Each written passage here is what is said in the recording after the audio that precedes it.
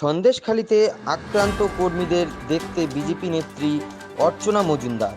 বেরমজুর বটতলা এলাকায় আক্রান্ত বিজেপি কর্মীদের দেখতে আসেন বিজেপি নেত্রী অর্চনা মজুমদার। আক্রান্তদের সঙ্গে দেখা করে তাদের পাশে থাকার পাশাপাশি নিজের হাতে প্রেসক্রিপশনও তৈরি করে দিলেন এবং আক্রান্ত ব্যক্তিদের নিয়ে হাইকোর্টে যাওয়ার আশ্বাসও দিলেন তিনি। এখন চেঁচামেচি করে ছুটে এসে বাঁচাও বাঁচাও করে মামাসি সব বেরো বেরো, দিদি ভাইরা বেরো বলে তখন আমরা ছুটে বেরিয়ে এসেছি। ছুটে সব গেলাম, গিয়ে তখন দাঁড়িয়ে পড়েছি। তখন সবাই দেখুন হন হন করে দুটো গাড়ি আসলো বাগঝালপড়া, সেই গাড়ি দুটো নামলো, তার পিছনে 5-7টা গাড়ি আসলো। এসে দেখি না সেই গাড়ি সব অন্ধকার হয়ে গেল। আমাদের মায়েরা কে কোথায় গেছে তাও আমি বলতে পারছি না। আমি একা দাঁড়িয়েছিলাম, আমাকে সবারই শুধু মারতেছে শুধু মারতেছে। আমি বলি মারছেন কেন? আমি তো দেখছি, মারছেন কেন বলুন। আর পুলিশের গায়ে তো, মেয়েদের গায়ে তো পুলিশ হাত দেয় না। হ্যাঁ, ছেলে পুলিশ একদম থেকে লেডিস পুলিশ ছিল না, মুখে জালতি করা আর কালো মাথায় আর এমনি এইরকম সাদা রঙের শার্ট পরা, দিয়ে মারতেছে। আমি বলছি মেয়েদের গায়ে তো কোনো দিন পুলিশে হাত দেয় না, তো পুলিশ নয়, তো টিএমসির গুন্ডা বাহিনী। এই বলেছি, আমাকে আবার মারতেছে পুরো এইখান থেকে মারতে বলছি জানেন মেয়েদেরকে মারা কী অপরাধ? মেয়েদেরকে মারলে ভালো হবে না বলে দিচ্ছি। মেয়েদের মারার কোনো পরিণাম কি জানেন? যত বলছি তত মারতে আমাকে এই বাড়ির সামনে এই তোল, আগে তোল। আমি বলি কেন তুলবে কেন? আমি কী অপরাধ? চোর না ডাকাত আমাকে তুলবে? আমি কি হচ্ছে কি ডাকাতি করেছি?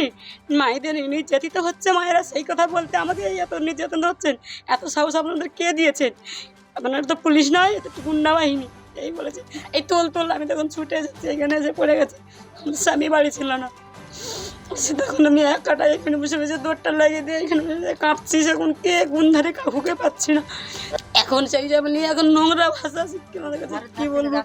দিদিভাই যদি আমার কাছে আসে আমি দিদিভাইকে গোপনে বলতে পারি, তাছাড়া আমি বলতে পারবো না। এত নোংরা ভাষা বলতেছে, হাত দিয়ে দেখাচ্ছে, আর বিচ্ছিরি নোংরা, সে কথা আমি বলবো কি করে? আমি বলতে পারছি না। না, পুলিশের ইউনিফর্ম পরে টিএমসির যারা এখানকার স্থানীয় গুন্ডা হারমাদ, এরা তাদের আইডেন্টিফাই করেছে।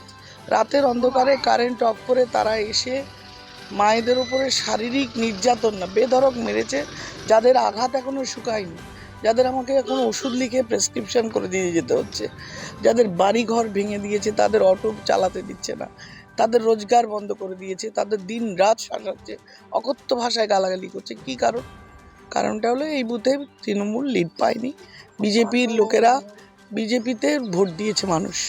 এই অপরাধে যে একদল গুন্ডাকে দিয়ে যে অত্যাচারটা, এটা সামাজিক নিরাপত্তা নেই, সোশ্যাল সিকিউরিটি বলে কিছু নেই। ভোট আসবে, ভোট যাবে, একটা দল জিতবে, একটা দল হারবে। তার মানে এই নয় যে সাধারণ অপামর জনতা যারা ভোট দেয় তাদের ধরে এইভাবে মারধর করে তাদের কণ্ঠরোধ করতে হবে। এটা অত্যন্ত চিন্তার কথা। সমাজে গণতন্ত্র লোকতন্ত্র বলে কিছু থাকবে না। যে সরকার মমতা বন্দ্যোপাধ্যায় চলছে, যার কানে এই আওয়াজ পৌঁছাচ্ছে না, তাকে আমি বলবো আপনি শুধুমাত্র স্বরাষ্ট্রমন্ত্রী নন, আপনি মুখ্যমন্ত্রী, আর আপনি মহিলা মন্ত্রী। মহিলাদের এই অবস্থা আপনার কানে পৌঁছা, আপনি ইমিডিয়েট ব্যবস্থা নিন। আপনার থানাকে, প্রশাসনকে বলুন যে আপনার দলে লুকিয়ে থাকা যে অসভ্য হারমাদগুলো, নারী নির্যাতনকারী, মহিলাদের নির্যাতনকারী যারা রয়েছে, তাদের আপনারা আইডেন্টিফাই করুন, উপযুক্ত শাস্তি দিন এবং এদের এই বিপদের হাত থেকে রক্ষা করুন। হ্যাঁ, অবশ্যই। কমপ্লেনগুলো আমরা তো হাইকোর্টে যাব, হাইকোর্ট নিশ্চয়ই দেখবেন। সমস্ত মেডিকেল সার্টিফিকেট, এদের কমপ্লেইন, এদের ছবি সব দিয়ে আমরা অলরেডি একটু করে করছি। সব অ্যাসেম্বল করে আমরা কোর্টে যাব এবং কোর্ট দেখি বিচার ব্যবস্থা নিশ্চয়ই আছে এবং তার উপরে আমাদের আস্থাও আছে।